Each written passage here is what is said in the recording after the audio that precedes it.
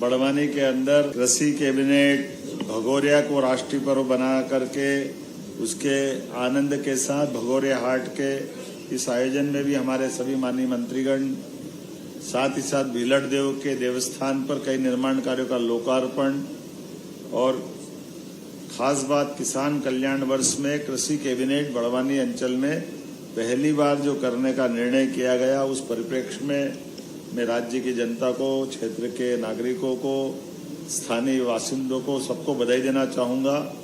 और हमारे इस अंचल के अंदर जिस प्रकार से खेती, बागवानी, फलोद्यान सहित सभी प्रकार के हार्टिकल्चर के क्षेत्र में जो उन्नति हुई है, सच में यशस्वी प्रधानमंत्री श्रीमान नरेंद्र मोदी जी के उस संकल्प के बलबूते पर जब उनने सरदार सरोवर को भी जल की राशि के लिए नर्मदा के डैम के बनने के साथ हमारे पूरे नर्मदा अंचल के अंदर सभी प्रकार की जल परियोजना पूरी हुई और ये निमाड़ का सूखा बेल्ट जहां पलायन होता था, कठिनाइयां थी, आज पूरा हरा भरा और सबसे अच्छी खेती के लिए अब ये जाना जाने लगा है। मैं बधाई देना चाहूँगा हमारे अपनी सरकार के पूर्व मुख्यमंत्री को, हमारे सभी प्रकार के शासन के साथ माननीय प्रधानमंत्री जी को, श्रीमान नरेंद्र मोदी जी को, जिनके नेतृत्व में हमारी सरकार लगातार अलग अलग वर्ष को जनता के कल्याण से जोड़ करके उनके नाम के आधार पर जो 4 श्रेणी माननीय प्रधानमंत्री जी ने बताई, इस समय किसान कल्याण वर्ष हमने ये वर्ष 2026 मनाने का निर्णय किया। इसी परिप्रेक्ष्य में अलग अलग अंचल में कृषि कैबिनेट और किसानों से जुड़ करके खेतों के साथ टेंट तंबू में भी किसान की नीतियों को बनाने का निर्णय फलीभूत हो, क्षेत्रीय प्राथमिकता को जगह मिले, ऐसे कई योजनाओं के बलबूते पर आज कई प्रकार के रंगारंग कार्यक्रमों के साथ इस आयोजन के साथ कृषि कैबिनेट भी जुड़ी है। मैं अभी आपके साथ किसान कैबिनेट के नाम से यह कृषि कैबिनेट जो की गई है उसकी जानकारी शेयर करना चाहूँगा। उल्लेखनीय है कि हमने नांगलवाड़ी में बड़वानी के अंदर ये कृषि कैबिनेट जो आयोजित की है, जिसमें किसानों के कल्याण के लिए संबद्ध 6 महत्वपूर्ण विभागों की 16 योजनाओं में अलग अलग निर्णय लिए हैं। इनका समग्र रूप से 27,746 करोड़ का भार सरकार वहन करने वाली है। ये किसानों के कल्याण के लिए हम ये राशि खर्च करेंगे। कृषि का 1, जिसमें अलग अलग विषय हैं, उद्यानिकी के 3, पशुपालन के 4, मछुआ कल्याण के 2, सहकारिता के 4, नर्मदा घाटी विकास के 2 प्रस्ताव इसमें शामिल है। नर्मदा घाटी विकास विभाग अंतर्गत बरला उद्वन माइक्रो सिंचाई परियोजना स्वीकृत की गई, जिसमें इस तहसील के 33 गांवों की 15,500 हेक्टेयर में सिंचाई होगी, जिसकी लागत लगभग 861 करोड़ रुपए के आसपास की है, जिसमें 5 सेमल तहसील के 53 गांवों के 22,500 हेक्टेयर की सिंचाई इस क्षेत्र में होगी, जिसकी लागत लगभग 1,208 करोड़ की आने वाली है। ये कैबिनेट के मैंने संक्षेप में प्रस्ताव बताए हैं। अलग अलग विभागवार अगर 27,746 करोड़ को मैं बताना चाहूँगा।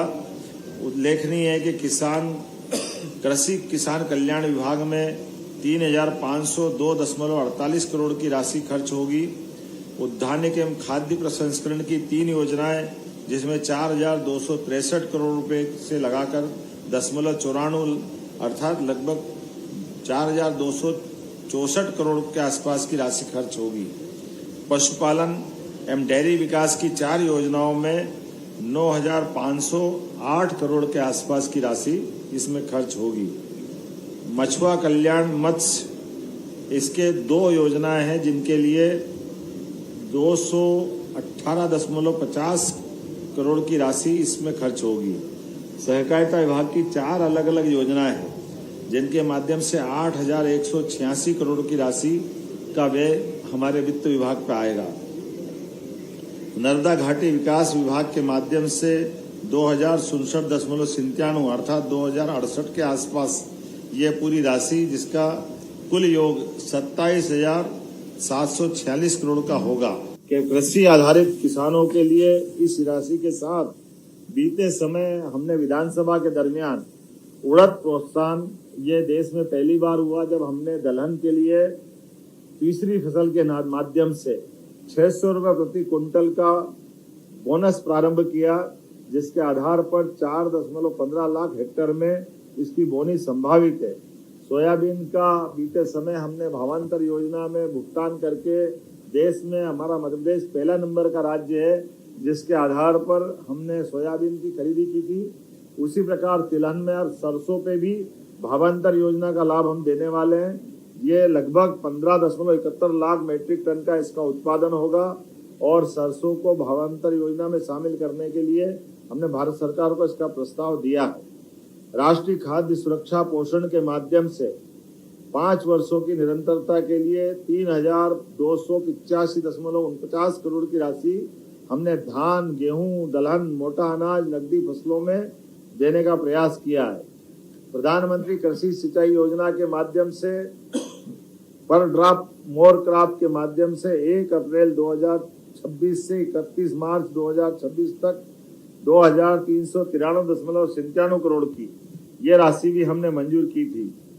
प्रधानमंत्री राष्ट्रीय कृषि विकास योजना के माध्यम से 2031 तक के लिए हमने सब मिलाकर के ये 10,000 करोड़ से ज़्यादा की राशि पिछले विधानसभा के माध्यम से हमने किसान कल्याण वर्ष में घोषित की। आज की ये राशि अगर जोड़े तो 27,746 के साथ 10,000 करोड़ से ऊपर की राशि जोड़े तो लगभग ये हमारी 38,000 करोड़ के आसपास की किसान कल्याण के लिए हमने अपने राज्य बजट से ये बड़ी योजनाओं को मंजूरी दी है। ये किसानों के प्रति हमारी प्रतिबद्धता है, हमारे अपने उस संकल्प की पूर्ति भी है। जब हम हर हालत में किसानों को न केवल समृद्ध बनाकर राज्य को प्रगति के पथ पे ले जाएंगे, बल्कि किसानों के साथ साथ हमने 17 विभागों के साथ जोड़ करके मत्स्य पालन, दूध उत्पादन, हार्टिकल्चर, एग्रीकल्चर सभी चीजों को जोड़ते हुए सहकारिता को भी आगे बढ़ाएंगे। स्वावलंबी ऊर्जा के माध्यम से भी किसानों के लिए कृषि किसान पंप और बहुत सारे प्रकार से लाभ दे रहे हैं। यहाँ बड़वानी के अंदर आज हमने सवेरे भीलड़ देव भगवान की दर्शन करने के साथ भीलड़ देव के निर्माण कार्यों का लोकार्पण भी किया और इस एक तरह से पर्यटन का केंद्र हम इसको बनाने वाले हैं। भविष्य में और भी कई प्रकार के कामों की मंजूरी यहाँ हम देते जाएंगे। भगोरिया उत्सव आदिवासी अंचल का अद्भुत त्योहार समान होता है, जो भगोरिया हाट के नाम से जाना जाता है। ऐसे में बीते वर्ष हम आए थे तो कई सारी योजनाओं की घोषणा की थी। मुझे इस बात की प्रसन्नता कि आज हमने भगोरिया पर्व में की गई घोषणा पानसेमल और वारना दोनों को इसी कैबिनेट में पूरा करके सच्चा वादा पक्का काम, ये हमारी सरकार की पहचान, इस संकल्प की पूर्ति की है। मैं ये भी बताना चाहूँगा, बीते समय फरवरी में गए साल महारानी अहिल्याबाई का ये परिक्षेत्र है। ऐसे में हमने अहिल्या माता के नाम पर कैबिनेट निमाड़ के महेश्वर अंचल में की थी। इस वर्ष ही हमने नांगलवाड़ी में बड़वानी के अंदर पहली बार की है। ऐसे में मुझे कई सारी चीज़ें लोगों को बताई गई कि यहाँ पर केला, मिर्च, आम, सब्जियाँ, इसका लगभग 30,660 से ज़्यादा हेक्टेयर में उत्पादन हो रहा है और फूड प्रोसेसिंग की भी बड़ी संभावना है।